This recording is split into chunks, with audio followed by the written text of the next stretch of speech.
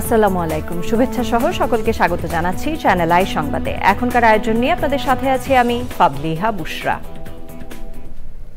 শুরুতেই চলুন দেখে নিই ফ্রেশ আটা ময়দা সুজি সংবাদ শিরোনামগুলো। গাজায় গণহত্যা ও ধ্বংসযজ্ঞের প্রতিবাদে রাজধানী শহর সারা দেশে বিক্ষোভ, ইসরায়েলকে নিষিদ্ধ ও পণ্য বয়কটের আহ্বান।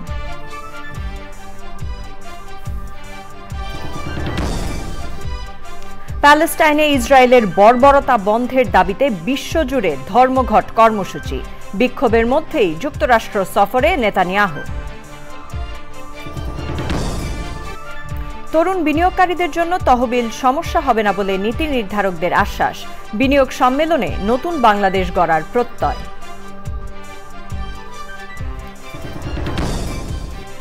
চট্টগ্রামে 40 দেশের বিনিয়োগকারীর অর্থনৈতিক অঞ্চল পরিদর্শন, বিনিয়োগ ও কর্মপরিবেশ ইতিবাচক বলে মন্তব্য।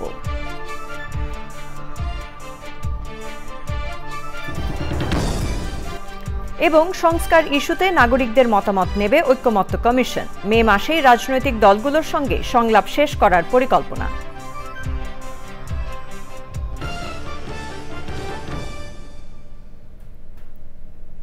এছাড়াও নিটোল টাটা বিশেষ সংবাদে থাকছে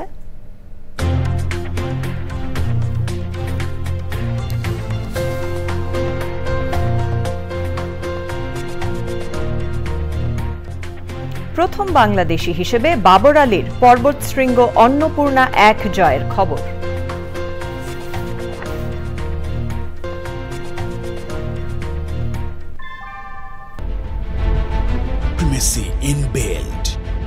German technology, Bangladesh's first thermix rod, Salam Steel Thermax. সংবাদ শিরোনামগুলো জানাচ্ছিলাম। এখনকার সংবাদ আয়োজন একই সঙ্গে চ্যানেল আই এর ইউটিউব চ্যানেল এবং চ্যানেল আই এর ওটিটি প্ল্যাটফর্ম আই স্ক্রিনে লাইভ স্ট্রিম হচ্ছে। এবার জানাবো বিস্তারিত। গাজায় আগ্রাসন ও গণহত্যার প্রতিবাদে ইসরায়েলি পণ্য বয়কটের আহ্বান জানিয়েছেন জাতীয় ওলামা মাশায়েখ আইম্মা পরিষদ। স্বাধীন প্যালেস্টাইন রাষ্ট্র প্রতিষ্ঠায় মুসলিম বিশ্বকে ইসরায়েলের বিরুদ্ধে ঐক্যবদ্ধ অবস্থান নিতে আহ্বান জানান তারা। বিক্ষোভ মিছিল ও সমাবেশ করেছে বিভিন্ন রাজনৈতিক দল, শিক্ষা প্রতিষ্ঠান ও সামাজিক সংগঠন। আরও জানাচ্ছেন শহীদুল্লাহ রাজু। গাজায় দখলদার ইসরায়েলি বাহিনীর নৃশংস হামলার প্রতিবাদ জানানোর পাশাপাশি ফিলিস্তিনিদের ডাকা বৈশ্বিক ধর্মঘট কর্মসূচির সমর্থনে বিক্ষোভ মিছিল ও সমাবেশ করেছে জাতীয় ওলামা মাশায়েখ আইম্মা পরিষদ, বিভিন্ন রাজনৈতিক দল, শিক্ষা প্রতিষ্ঠান এবং সামাজিক সংগঠন। ওলামা মাশায়েখ আইম্মা পরিষদের ডাকা বিক্ষোভ ও মিছিলে যোগ দেয় হাজারো মানুষ। মিছিলটি জাতীয় মসজিদ বাইতুল মোকাররমের উত্তর গেট থেকে শুরু করে পল্টন প্রেস ক্লাব হয়ে শাহবাগে গিয়ে শেষ হয়। এর আগে জোহরের নামাজের পর জাতীয় মসজিদ বাইতুল মোকাররমের উত্তর গেইটে সমাবেশ করে তারা। যেই দোকানে ইসরায়েলি পণ্য বিক্রি হয়, যেই দোকানে পেপসি বিক্রি হয়, যেই দোকানে সেভেন আপ বিক্রি হয়, তাদেরকে বুঝাবেন এই পণ্য বিক্রি করবেন না। কত বড় ইসরায়েল অমানবিক, অমানসিক ভাবে পৈশাচিক হামলা তারা করেছে। নারী, শিশু, হাসপাতালের ডাক্তার তারা গুলিতে হত্যা করেছে। সমাবেশে বক্তারা বলেন, শিশু, নারী ও নিরীহ মানুষের উপর হামলা চালিয়ে বিশ্ব মানবতাকে প্রশ্নের মুখে ফেলেছে ইসরায়েল। কেন আমরা পশ্চিমবঙ্গের ব্যাপারে সোচ্চার নই? আমার উচিত হবে তাদের সকলের সাথে বন্ধুত্বপূর্ণ সম্পর্ক ছিন্ন করা। প্রত্যেকটা মুসলিম কান্ট্রি থেকে ইসরায়েলের সাথে যাবতীয় কূটনৈতিক তৎপরতাকে ছিন্ন করা। ইসরায়েলকে যারা এস্টাবলিশ করেছেন, জাতিসংঘ তাদেরকে প্রতিষ্ঠা করেছেন, সেখানে ইঙ্গ মার্কিনীরা তাদেরকে এখনো প্রশ্রয় দিচ্ছে। আমরা তাদের স্বার্থেও আঘাত হানতে চাই।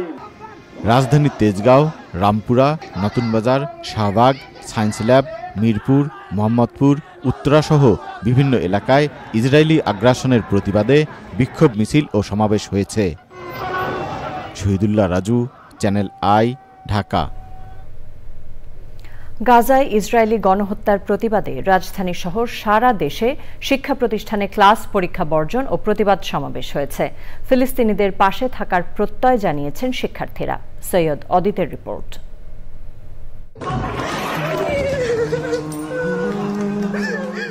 গাজার বিভিন্ন অংশে সম্প্রতি হামলার মাত্রা বাড়িয়েছে ইসরায়েল। নেতানিয়াহু সরকারের নির্বিচার হত্যা ও ধ্বংসযজ্ঞে প্রায় নিশ্চিহ্ন দক্ষিণ গাজার রাফা শহর। ফিলিস্তিনিদের ডাকে বিশ্বজুড়ে প্রতিবাদ কর্মসূচির সাথে সংহতি জানিয়ে রাজধানীতে বিক্ষোভ করেছেন বিভিন্ন বিশ্ববিদ্যালয়ের শিক্ষার্থীরা।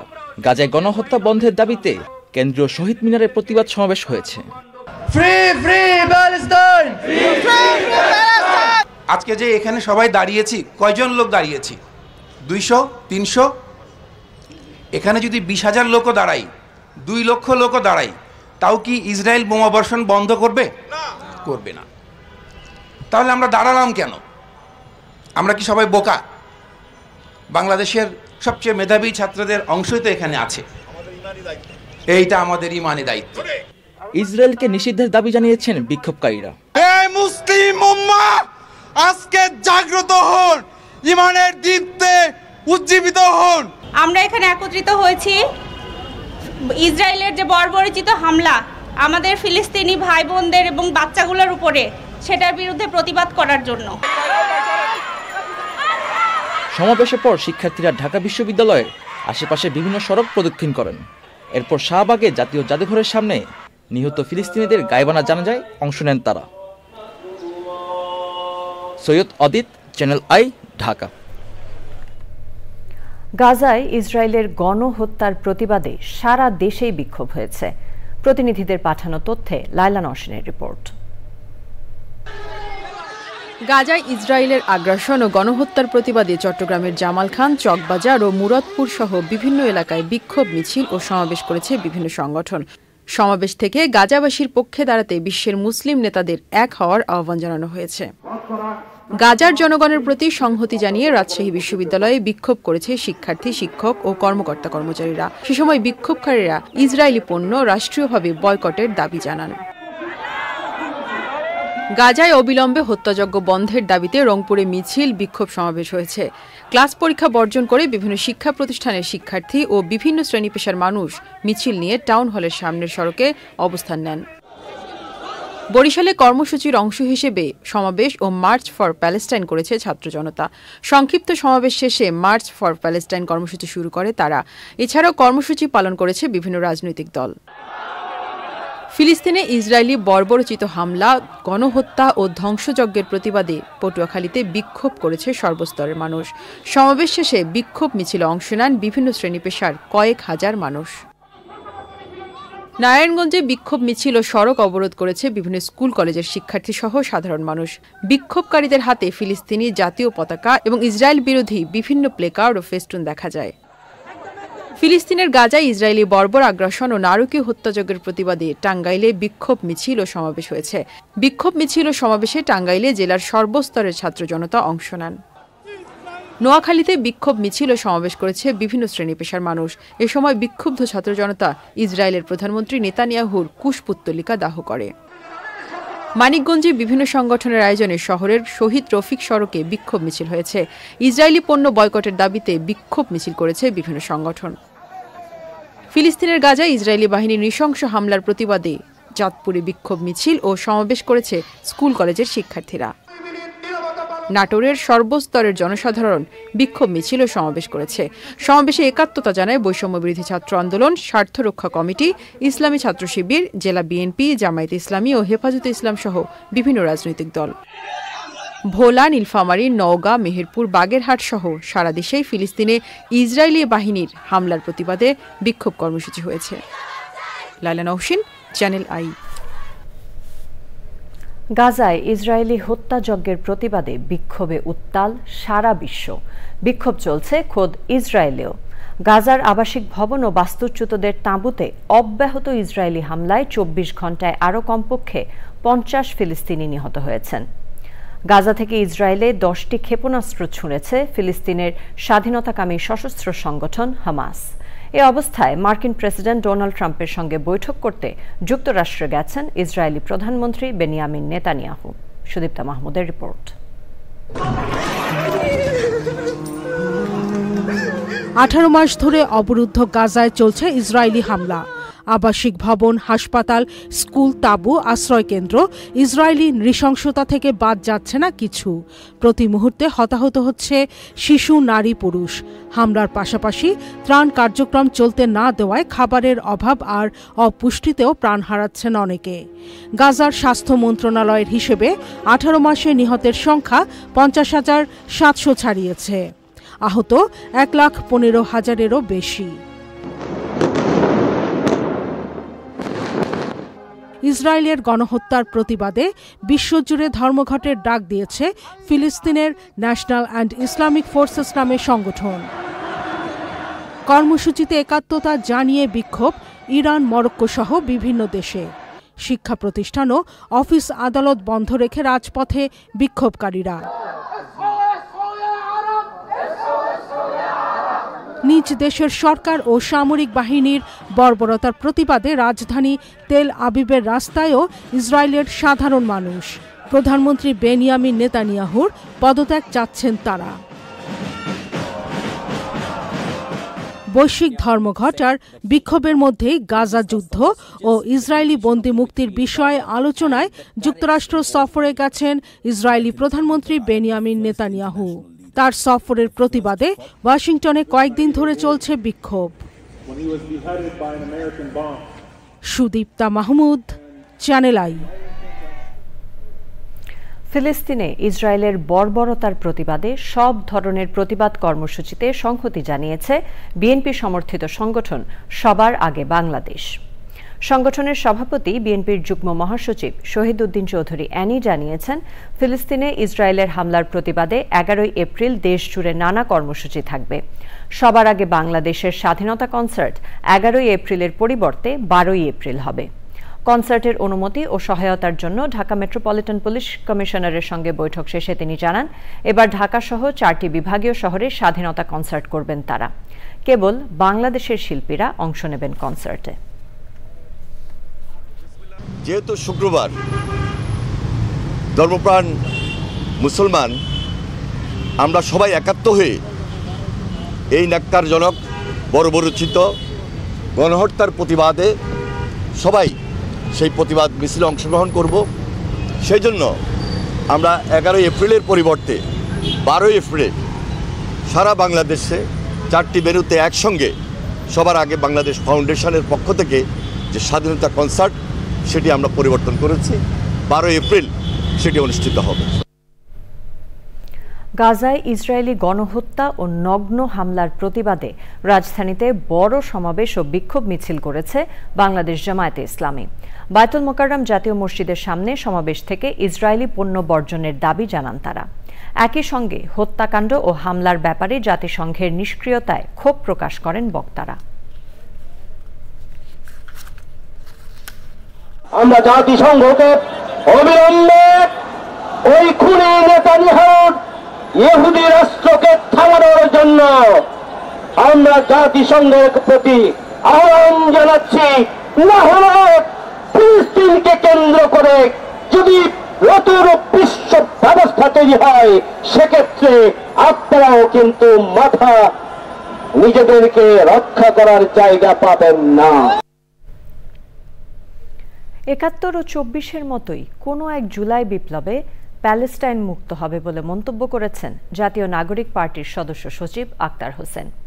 গাজায় ইসরায়েলি আগ্রাসন ও ভারতের ওয়াকফ সংশোধনী বিলের বিরুদ্ধে জাতীয় নাগরিক পার্টির বিক্ষোভ মিছিলে ফিলিস্তিনিদের রক্ষা করতে জাতিসংঘের প্রতি কার্যকর ব্যবস্থা নিতে আহ্বান জানান তিনি বলেন, আইনি মারপ্যাচে ফেলে মুসলিমদের বিরুদ্ধে চক্রান্ত করছে ভারত সরকার। পরে জাতীয় জাদুঘরের সামনে থেকে বাংলা মোটর পর্যন্ত মিছিল করে এনসিপি।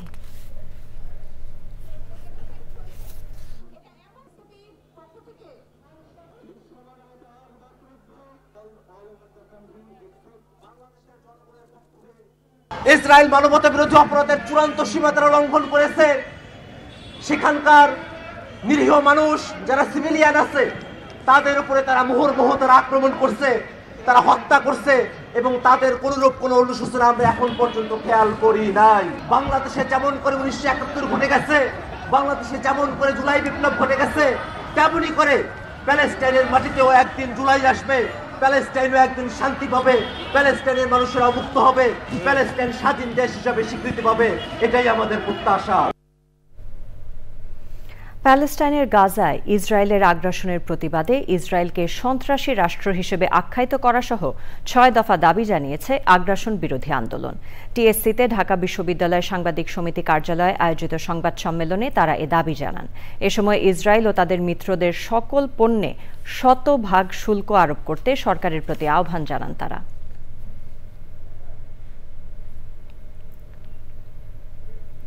শুল্ক ইস্যুতে যুক্তরাষ্ট্রের প্রেসিডেন্ট ডোনাল্ড ট্রাম্পকে চিঠি দিয়েছেন অন্তর্বর্তী সরকারের প্রধান উপদেষ্টা ডক্টর মোহাম্মদ ইউনূস। ৩ মাসের জন্য ৩৭% শুল্ক প্রস্তাব স্থগিত রাখার আহ্বান জানান প্রধান উপদেষ্টা। চিঠিতে প্রধান উপদেষ্টা যুক্তরাষ্ট্রের প্রতি আহ্বান জানিয়ে লিখেছেন, বাংলাদেশকে সময় দেয়া হোক যাতে আমদানি বাড়িয়ে ও শুল্ক কাঠামো সংস্কার করে একটি ভারসাম্যপূর্ণ বাণিজ্যিক সম্পর্ক গড়ে তোলা যায়। অধ্যাপক ইউনূস লিখেছেন, বাংলাদেশই প্রথম যুক্তরাষ্ট্রের তরলীকৃত প্রাকৃতিক গ্যাস আমদানিতে বহু বছরের চুক্তিতে সই করেছে। যুক্তরাষ্ট্রের পণ্য আমদানি বাড়াতে বাংলাদেশই প্রথম উদ্যোগ গ্রহণকারী দেশ বলেও উল্লেখ করেন তিনি।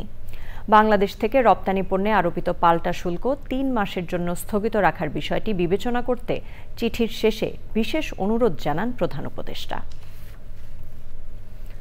তরুণ বিনিয়োগকারীদের জন্য তহবিল কোনো সমস্যা হবে না বলে আশ্বস্ত করেছেন নীতি নির্ধারকরা।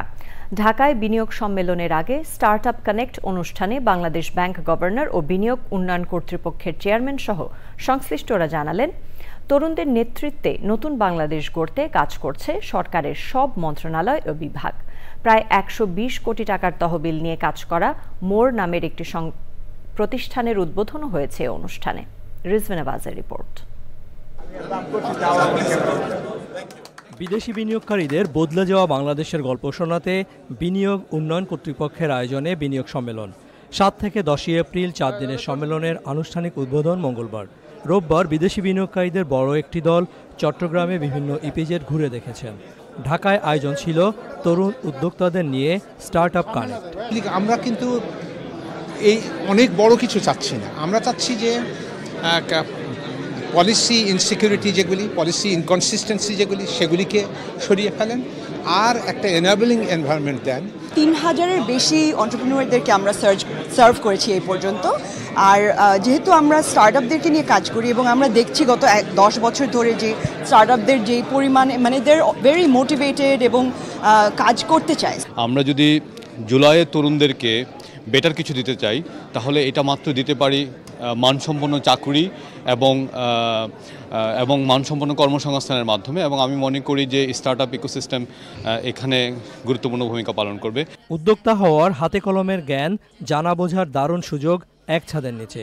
মাথায় আইডিয়া আর মনে জোর থাকলে কোনো বাধাই আটকাতে পারবে না, আশ্বস্ত করেন সবাই। I genuinely think the startup community is far more smarter than most of the average government official, including myself, and therefore how to market startup is not an answer that I should be giving you, but you should be telling us, and you should be also telling us how you would like us to partner with you. That for startups, profit doesn't come in one day. You have to be patient, you have to persevere, you have to keep growing in your sales and other objectives. Money will come down the line. আয়োজকরা জানিয়েছেন প্রায় ২,০০০ বিদেশি উদ্যোক্তা সম্মেলনে অংশ নিতে নিবন্ধন করেছেন। রিজওয়ানা ওয়াজ, চ্যানেল আই, ঢাকা। চট্টগ্রামের কোরিয়ান ইপিজেড ও মিরের সরাই অর্থনৈতিক অঞ্চল পরিদর্শন করে সন্তোষ প্রকাশ করেছেন দক্ষিণ কোরিয়া, চীন, ভারত, নেদারল্যান্ডস, অস্ট্রেলিয়া সহ ৪০ দেশের ৬৪ জন বিনিয়োগকারী। আন্তর্জাতিক বিনিয়োগ সম্মেলনে যোগ দিয়ে বিদেশি বিনিয়োগকারীরা বাংলাদেশ সম্পর্কে ইতিবাচক ধারণা নিয়েছেন বলে জানান বেজা এবং বিডা কর্তৃপক্ষ। চট্টগ্রাম থেকে মোহাম্মদ ইকবাল হোসেনের ভিডিওতে চৌধুরী ফরিদের রিপোর্ট। ২৪ গণঅভ্যুত্থানের পর বদলে যাওয়া নতুন বাংলাদেশে বিনিয়োগ এবং কর্মসংস্থানের সম্ভাবনা তুলে ধরতেই ৪ দিনের বিনিয়োগ সম্মেলনের আয়োজন। সম্মেলনের প্রথম দিন দক্ষিণ কোরিয়া, চীন, ভারত, থাইল্যান্ড, নেদারল্যান্ডস, অস্ট্রেলিয়া সহ ৪০ দেশের ৬৪ জন প্রতিনিধি ঘুরে দেখেন চট্টগ্রামের আনোয়ারায় কোরিয়ান ইপিজেড এবং মিরেশ্বরায় অর্থনৈতিক অঞ্চল। A lot of opportunities here, so we are focusing in the food and agri sector. These kind of investment summit definitely will help.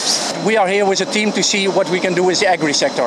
2,500 একরের কোরিয়ান ইপিজেডের 8 শতাধিক একর ভূমির 48টি ভবনে 15টি কারখানায় উৎপাদন ও পরিবেশ বান্ধব বিনিয়োগ চিত্র তুলে ধরা হয়। Our client and our workers make this facility one of the very best facilities in the industry to compete best in the world market. Practically বাংলাদেশে বিনিয়োগের কি অবস্থা সেটা বিনিয়োগ বোর্ড বিডা তারা চাচ্ছে যে বাংলাদেশে অবস্থিত অন্যান্য ইপিজেডগুলি কোনটা কি অবস্থায় আছে সেটা সরজমিনে তাদেরকে দেখানো। বিশ্ব দরবারে বাংলাদেশকে তুলে ধরা সহ বিদেশি বিনিয়োগে প্রতিবন্ধকতা নিরসনে সরকারের ইতিবাচক ভূমিকার কথা জানায় কর্তৃপক্ষ। যে নতুন বাংলাদেশটা হয়েছে এখানে আপনার বিনিয়োগ যদি করে তাহলে তাদের বিনিয়োগের সুফল তারা যেমন পাবেন, পাশাপাশি তাদের বিনিয়োগের মাধ্যমে বাংলাদেশের অর্থনীতি উপকৃত হবে। এ বিষয়ে বিস্তারিত একটা ধারণা আমরা বিশ্বাস করি যে এই বিনিয়োগ সম্মেলন থেকে আগত বিদেশি বিনিয়োগকারীরা পাবেন। বিনিয়োগ সামিটে মূলত বেজা এবং বিডার উদ্যোগে এটা বাস্তবায়ন করা হচ্ছে। বাংলাদেশে আসলে কি কি সমস্যা তাদের হতে পারে অথবা কি কি সুবিধা হতে পারে এই জিনিসটা শেয়ার করার জন্য আমরা তাদেরকে ফিল্ডে নিয়ে এসেছি। বাংলাদেশ বিনিয়োগ সম্মেলনের প্রথম দিন চট্টগ্রামে বিদেশিদের এই পরিদর্শন ফলপ্রসূ হয়েছে বলে আশা করছে সরকার। চৌধুরী ফরিদ, চ্যানেল আই, চট্টগ্রাম। 5টি সংস্কার কমিশনের সুপারিশের বিষয়ে সাধারণ নাগরিকদের মতামত নিয়ে জরিপ চালানোর পরিকল্পনা জানিয়েছে জাতীয় ঐকমত্য কমিশন। কমিশন জানিয়েছে মে মাসের প্রথম সপ্তাহের মধ্যে রাজনৈতিক দলগুলোর সঙ্গে প্রথম পর্যায়ের সংলাপ শেষ হবে। লুৎফর রহমান সোহাগের রিপোর্ট। সংবিধান, নির্বাচন, বিচার বিভাগ, দুদক ও জনপ্রশাসন সংস্কারে গঠিত একটি কমিশনের 166টি সুপারিশের বিষয়ে 38টি রাজনৈতিক দলের কাছে মতামত চেয়েছিল জাতীয় ঐকমত্য কমিশন। মতামত দেওয়া 29টি দলের সঙ্গে 20 মার্চ থেকে সংলাপ শুরু করেছে কমিশন। সোমবার এবি পার্টির সঙ্গে বৈঠক। ঐকমত্য কমিশন বলছে রাজনৈতিক দলগুলো ছাড়াও সংস্কার সুপারিশের বিষয়ে সাধারণ মানুষ কতটা একমত তা জানতে জরিপ চালানো হবে। সাধারণ নাগরিকদের যাতে অংশগ্রহণের একটি পথ উন্মুক্ত করা যায় তার জন্য আমরা খুব শীঘ্রই চেষ্টা করব ওয়েবসাইটের মাধ্যমে জনগণের মতামত নেওয়ার জন্য। এ বিষয়ে কাজ আমরা শুরু করেছি এবং আমরা আশা করছি খুব দ্রুতই এই ব্যাপারে সুনির্দিষ্টভাবে আপনাদেরকে জানাতে পারব। এর বাইরেও আমরা চেষ্টা করব একটি জরিপ কাজ পরিচালনা করার জন্য যাতে করে সকলের কাছ থেকে আমরা মতামত নিতে পারি। সংস্কারের 108টি সুপারিশে একমত থাকলেও 32টি বিষয়ে দ্বিমত জানিয়েছে এবি পার্টি। দলটি বলছে জাতীয় সংকট নিরসনে আনুষ্ঠানিক আলোচনার বাইরেও আলোচনা চলতে পারে। আমরা যে মত দিয়েছি সেটার উপর আমরা স্থির থাকবো, এটা আমরা না। যৌক্তিকতার আলোকে যে কোনো আলোচনাকে আমরা অ্যাপ্রিসিয়েট করব, এটা আমাদের একটা নীতিগত অবস্থান। এবং আমরা মনে করি যে এই ধরনের আনুষ্ঠানিক বৈঠকের বাইরেও জাতীয় ঐকমত্য কমিশনকে আরও অনেকগুলো তৎপরতা চালাতে হবে, কারণ একটা মতে সবাইকে নিয়ে আসার মতো কঠিন কাজ অনেক কিছু হতে পারে না। প্রথম পর্যায়ের সংলাপে সংস্কার সুপারিশের যেসব বিষয়ে ভিন্নমত থাকবে তা নিয়ে মে মাসের দ্বিতীয় সপ্তাহে আরেক দফা আলোচনায় বসবে ঐকমত্য কমিশন। লুৎফর রহমান সোহাগ, চ্যানেল আই, ঢাকা। প্রিয় দর্শক, আপনারা দেখছেন চ্যানেল আই সংবাদ। সময় হয়ে গেল একটি বিরতি নেবার। বিরতির পর অন্যান্য খবরের সাথে আরো জানিয়ে ফিরব। যুক্তরাষ্ট্রের শুল্ক বৃদ্ধিতে বিশ্বজুড়ে শেয়ার বাজারে দর পতন, পরিস্থিতি মোকাবেলায় বিভিন্ন দেশের কূটনীতিক তৎপরতা।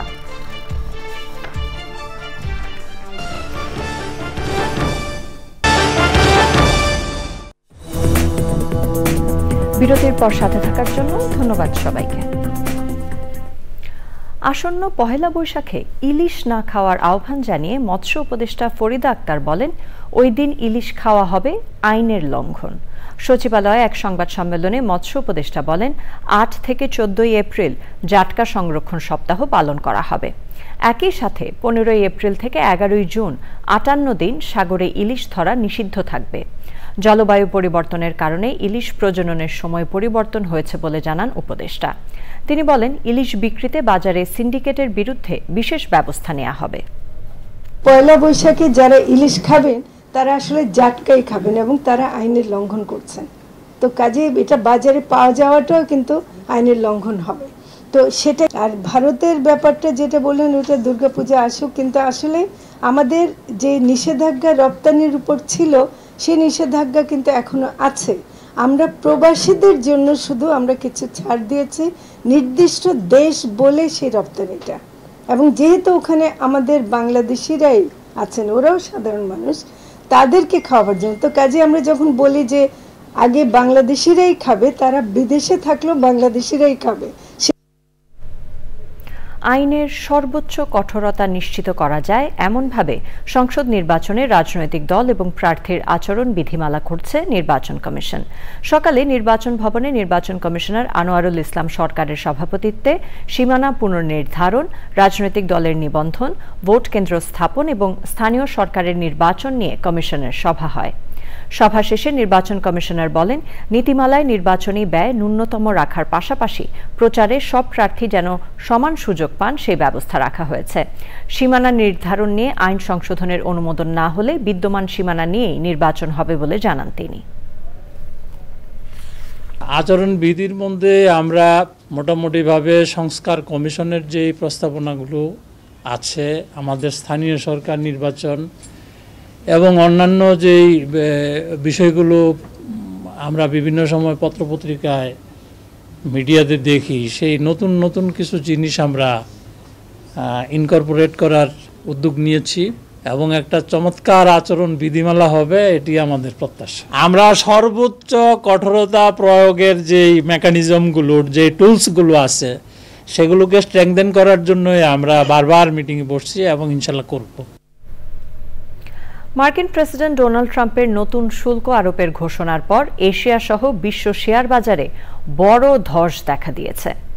আন্তর্জাতিক বিভিন্ন গণমাধ্যমের প্রতিবেদনে বলা হয়েছে, সোমবার সকালে জাপানের নিক্কেই সূচকের পতন হয়েছে 6.3%, হংকংয়ের হ্যাংসেং সূচকের পতন হয়েছে 9.8%, তাইওয়ানে পতন হয়েছে প্রায় 10% এবং সিঙ্গাপুরে কমেছে প্রায় 8.5%। সেই সঙ্গে বিশ্ববাজারে তেলের দাম কমেছে। WTI ক্রুডের দাম ব্যারেল প্রতি $60 ঘরে এবং ব্রেন্ট ক্রুড অয়েলের দাম ব্যারেল প্রতি $63 নেমে এসেছে। যুক্তরাষ্ট্রের ওয়াল স্ট্রিটের স্টক মার্কেট ফিউচার্স সূচকও অনেকটা পড়ে গেছে। মার্কিন প্রেসিডেন্ট ডোনাল্ড ট্রাম্পের এক শীর্ষ অর্থনৈতিক উপদেষ্টা জানিয়েছেন, ইতিমধ্যে 50টি দেশ বাণিজ্যিক সম্পর্ক নিয়ে আলোচনার জন্য কূটনীতিক তৎপরতা শুরু করেছে। আইস্ক্রিন সাংস্কৃতিক সংবাদ।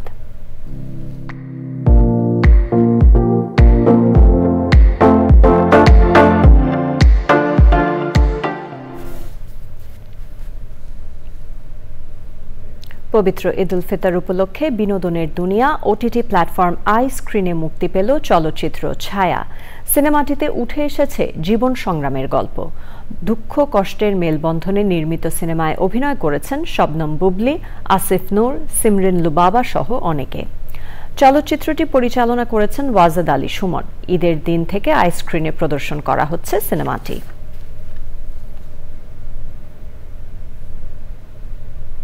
নিটোল টাটা বিশেষ সংবাদ।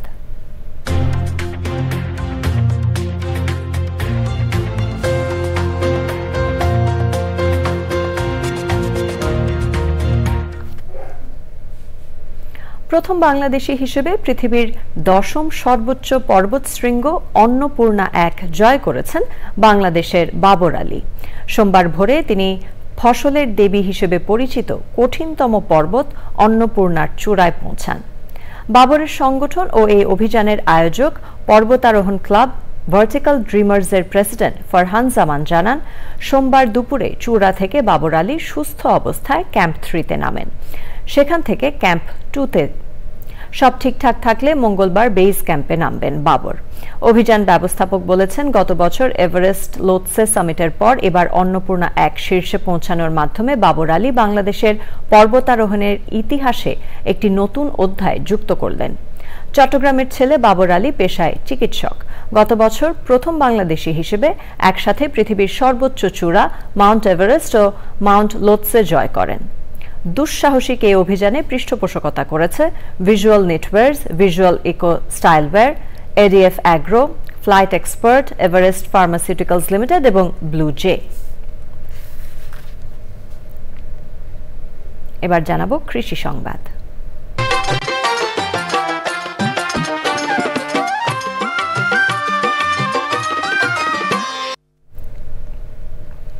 নানা কারণে আগ্রহ হারানোয় গাইবান্ধায় এবছর কমেছে গমের আবাদ।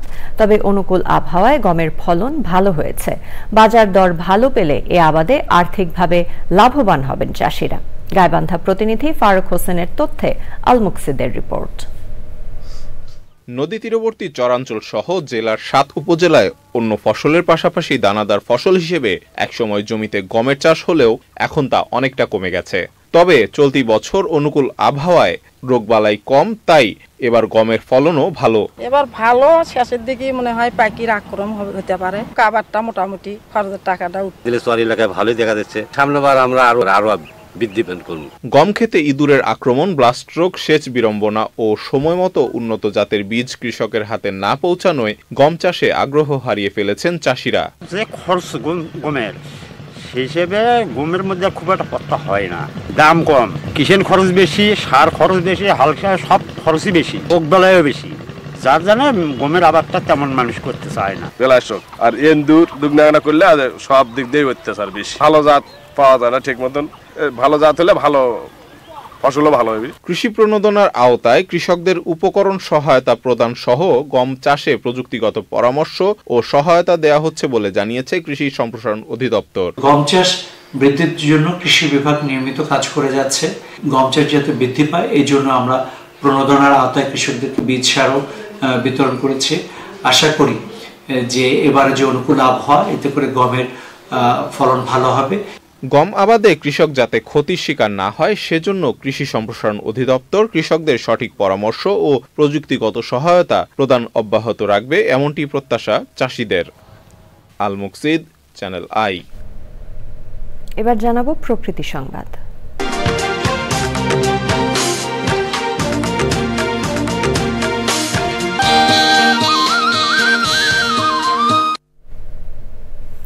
চাঁদপুরে যত্রতত্র গড়ে উঠেছে অবৈধ ইটভাটা।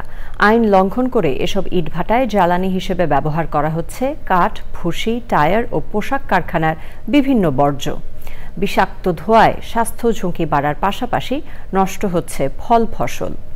হুমকিতে থাকা পরিবেশ প্রতিবেশ রক্ষায় অবৈধ ইটভাটা বন্ধের দাবি ভুক্তভোগীদের। অবৈধ ইটভাটার বিরুদ্ধে অভিযান অব্যাহত থাকবে বলে জানিয়েছে পরিবেশ অধিদপ্তর। চাঁদপুর প্রতিনিধি মোর্শেদ আলমের তথ্যে আফরোজা হাসির রিপোর্ট।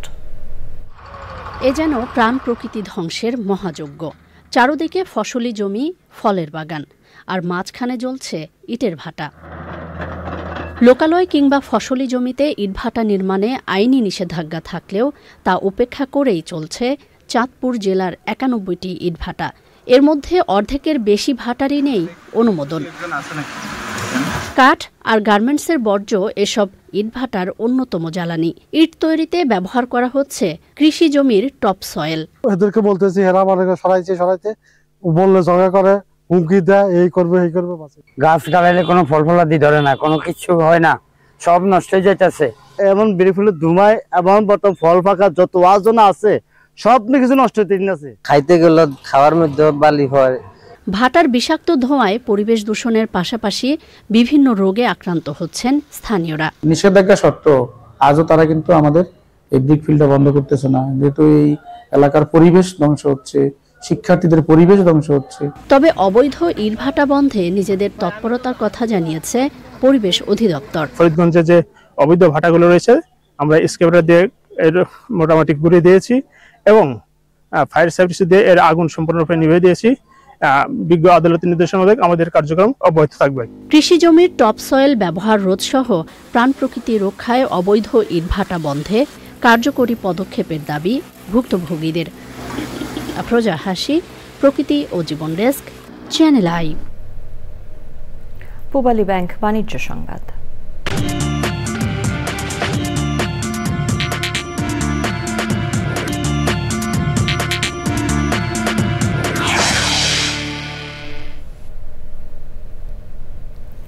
যুক্তরাষ্ট্রের রপ্তানিতে নতুন শুল্ক আরোপ নিয়ে ট্রাম্প প্রশাসনের সাথে সরাসরি দর কষাকষির আহ্বান জানিয়েছে international chamber of commerce ICC.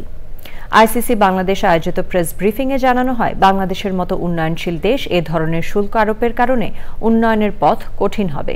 তবে নতুন এই শুল্ক নীতি নিয়ে সরকার যেসব পদক্ষেপ নিয়েছে সেগুলোকে যথাযথ বলে উল্লেখ করেন ব্যবসায়ীরা। তবে বাংলাদেশের জন্য 50% বেশি শুল্ক নির্ধারণের বিষয়টি পুনর্বিবেচনার জন্য সরাসরি ট্রাম্প প্রশাসনের সাথে দর কষাকষির আহ্বান জানান তারা।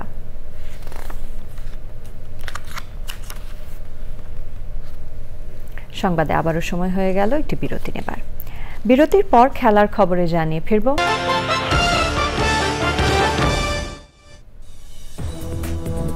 বিরতির পর আবারও আমন্ত্রণ চ্যানেল আই সংবাদে। রাজশাহীর খড়খড়ি এলাকায় বরেন্দ্র বিশ্ববিদ্যালয়ের সামনের সড়কে ট্রাকের সাথে দুটি বাসের সংঘর্ষে 3 জন নিহত হয়েছেন। আহত হয়েছেন কমপক্ষে 40 জন। রবিবার রাত 1টার দিকে এ দুর্ঘটনায় একটি বাস সড়ক থেকে ছিটকে রাস্তার পাশের খাদে পড়ে পানির মধ্যে উল্টে যায়। এতে 3 জনের মৃত্যু হয়। তাদের সবার বাড়ি চাঁপাইনবাবগঞ্জ জেলা সদরের ঘোড়াপাখিয়া গ্রামে। আহতদের রাজশাহী মেডিকেল কলেজ হাসপাতালে ভর্তি করা হয়েছে। প্রত্যক্ষদর্শী ও ফায়ার সার্ভিস কর্মীরা জানিয়েছেন, রাজশাহী বরেন্দ্র বিশ্ববিদ্যালয়ের সামনে খড়খড়ি বাইপাস সড়কে একটি বালুবাহী ড্রাম ট্রাকের সাথে পিরোজপুরগামী একটি বাসের সংঘর্ষ হয়। এতে দুর্ঘটনা কবলিত বাসটি ছিটকে রাস্তার পাশে খাদে উল্টে পড়ে যায়। সে সময় ট্রাকটিকে পেছন থেকে আরেকটি বাস ধাক্কা দেয়। এতে দ্বিতীয় বাসটিরও এক পাশ দুমড়ে মুচড়ে যায়। ফায়ার সার্ভিস, পুলিশ ও স্থানীয়রা আহতদের উদ্ধার করে হাসপাতালে পাঠায়। বগুড়ায় হত দরিদ্র এবং সুবিধা বঞ্চিত শিশুদের শিক্ষা ও জীবনমান উন্নয়নে চেষ্টা চালিয়ে যাচ্ছে এক ঝাঁক তরুণ স্বেচ্ছাসেবক। খোলা মাঠে ভাসমান স্কুল করে শিশু শ্রেণী থেকে নবম শ্রেণী পর্যন্ত শিশুদের পাঠদান করছে এই তরুণ তরুণীরা। স্বেচ্ছাসেবী সংগঠনগুলোর সদস্যদের চাঁদায় পরিচালিত হয় শিক্ষা, শিশুদের বিনোদন ও কারিগরি শিক্ষা কার্যক্রম। বগুড়া থেকে রৌফ জালালের পাঠানো তথ্যে আল মুকসিদের রিপোর্ট। সামাজিক দায়বদ্ধতা থেকে সুবিধাবঞ্চিত শিশুদের মাঝে শিক্ষার আলো ছড়াতে 2014 সালে বগুড়ার পৌর পার্কে খোলা আকাশের নিচে প্রথম কার্যক্রম শুরু করে স্বেচ্ছাসেবী সংগঠন আলোর দিশারি পরিবার। এরপর ভিন্ন দৃষ্টি সহ আরও কিছু স্বেচ্ছাসেবী সংগঠন এসব শিশুদের মাঝে শিক্ষার আলো ছড়াতে কাজ শুরু করে। স্কুল দুটির পাঠদানে জড়িতরা মনে করেন শিশুরা বেড়ে উঠুক আলো এবং সৎ মানুষ হিসেবে। আমাদের মূল কাজ মূলত প্রত্যেক শিশুকে স্কুলমুখী করা, কেউ যেন শিক্ষার আলো থেকে বঞ্চিত না হয়। আমাদের আলো দেশের স্কুলের লক্ষ্য এই বাচ্চাদের জীবন মানের উন্নয়ন করা। এই বাচ্চা বলতে আমাদের এখানে যে বাচ্চাদের পড়ায় এরা সবাই সুবিধা বঞ্চিত বাচ্চা। সমাজ পরিবর্তনের জন্য শিশুদের প্রাতিষ্ঠানিক এবং নৈতিক শিক্ষার শিক্ষিত করার চেষ্টা করছেন এই তরুণ স্বেচ্ছাসেবক। শিক্ষায় পারে যে একটা সমাজের স্থায়ী পরিবর্তন করতে, এই উদ্দেশ্য নিয়ে আমরা এখানে আর কি পাঠদান কর্মসূচি চালু করি। আমাদের এখান থেকে শিক্ষাদান নিয়ে পাঠশালায় স্কুলে পড়ে। আর এই শিক্ষা কার্যক্রমে খুশি শিশু শিক্ষার্থীরা। এখানে লোকজনরা খুব ভালো, এই জন্য আমি এখানে পড়াশোনা করছি। আমি পড়াশোনা করে অনেক ভালো কিছু একটু হতে চাই। অভিভাবকরা বলছেন ভাসমান স্কুল দুটি স্বল্প আয়ে মানুষদের জন্য আশীর্বাদ স্বরূপ। স্যার খুব ভালো, অনেক সহযোগিতা করে, বাচ্চাদের ডাকে ডুকে নিয়ে এসে পড়াশোনা করায়। আমার 2 ছেলে মেয়ে এই জায়গায় থেকে 5 পাস করে গেছে। সব রকম সুবিধা এখানে পাওয়া যায়। আমার মেয়েকে নিয়ে স্বপ্ন আমি তাকে এক নার্স বানাবো। কর্মমুখী শিক্ষা এবং শিশুদের পরিবারের আর্থিক অবস্থার পরিবর্তনে অল্প পুঁজিতে ব্যবসা সহযোগিতাও করছে সংগঠনগুলো। শিশুদের সহযোগিতার জন্য শিগগিরই স্কুলগুলোতে শিক্ষা সুরক্ষার নিয়োজিত সমাজকর্মীদের পাঠানোর কথা জানালেন বগুড়া সমাজসেবা কার্যালয়ের কর্মকর্তা। আমরা অ্যাসেসমেন্ট করে যদি দেখি হ্যাঁ আমাদের তরফ থেকে এই সহযোগিতাগুলো আমরা করতে পারছি, আমরা সেই অ্যাসেসমেন্টের ভিত্তিতে আমরা উদ্যোগ গ্রহণ। বগুড়ার মতো স্বেচ্ছাসেবী সংগঠনের এমন কার্যক্রম সারা দেশে ছড়িয়ে পড়লে সুশিক্ষায় বেড়ে উঠতে পারবে নিম্ন আয়ের পরিবারের শিশুরাও। আল মুকসিদ, চ্যানেল আই। এবার জানাবো খেলার খবর। যুক্তরাষ্ট্রের প্রেসিডেন্ট ডোনাল্ড ট্রাম্পের আরোপ করা শুল্ক নীতির কারণে ক্রীড়াঙ্গন, বিপণন ও স্পন্সরশিপে নেতিবাচক প্রভাবের আশঙ্কা জোরালো হচ্ছে। 2025-এর FIFA club world cup football, 2026-এর ফুটবল বিশ্বকাপ ও 2028-এর লস অ্যাঞ্জেলেসের সামার অলিম্পিক সহ আগামী কয়েক বছর বিশ্বমাপের একাধিক টুর্নামেন্টের আয়োজক খোদ যুক্তরাষ্ট্রের ক্রীড়া অর্থনীতি কঠিন সংকটের মুখোমুখি হবে বলে মনে করছেন বিশেষজ্ঞরা। পেশাদার খেলাধুলা, বিপণন ও ক্রীড়া সামগ্রী আমদানি রপ্তানিতে বিশ্বের সবচেয়ে বড় বাজার যুক্তরাষ্ট্র। এর মধ্যে মার্কিন শেয়ার বাজারে বিশ্বখ্যাত ক্রীড়া সামগ্রী বাজারজাতকারী প্রতিষ্ঠান আন্ডার আর্মারের শেয়ারের 18.25% দরপতন ঘটেছে। নাইকির 14.04%, পিউমার শতকরা 11.08 এবং অ্যাডিডাসের 11.07% দরপতন ঘটেছে। বিশ্ব বাণিজ্য সংস্থার হিসেবে 2024 সালে 1030 কোটি ডলারের ক্রীড়াপণ্য আমদানি করেছে যুক্তরাষ্ট্র, যার 627 কোটিরই রপ্তানিকারক চীন। এ অবস্থায় আগামী কয়েক বছর যুক্তরাষ্ট্রের আয়োজনে হতে যাওয়া বেশ কটি বিশ্বমাপের ক্রীড়া প্রতিযোগিতার বিপণন ও স্পন্সরশিপে নেতিবাচক প্রভাব পড়বে। এরই সাথে আয়োজনের শেষ পর্যায়ে আমরা, তবে যাবার আগে ফ্রেশ আটা, ময়দা, সুজি সংবাদ শিরোনামগুলো জানিয়ে দিচ্ছি আরও একবার। গাজায় গণহত্যা ও ধ্বংসযজ্ঞের প্রতিবাদে রাজধানী শহর সারা দেশে বিক্ষোভ, ইসরায়েলকে নিষিদ্ধ ও পণ্য বয়কটের আহ্বান।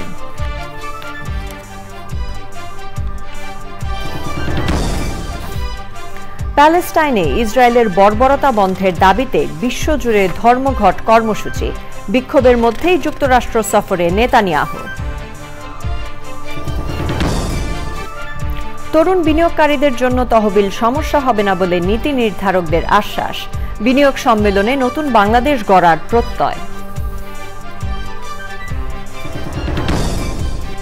চট্টগ্রামে 40 দেশের বিনিয়োগকারীর অর্থনৈতিক অঞ্চল পরিদর্শন, বিনিয়োগ ও কর্মপরিবেশ ইতিবাচক বলে মন্তব্য।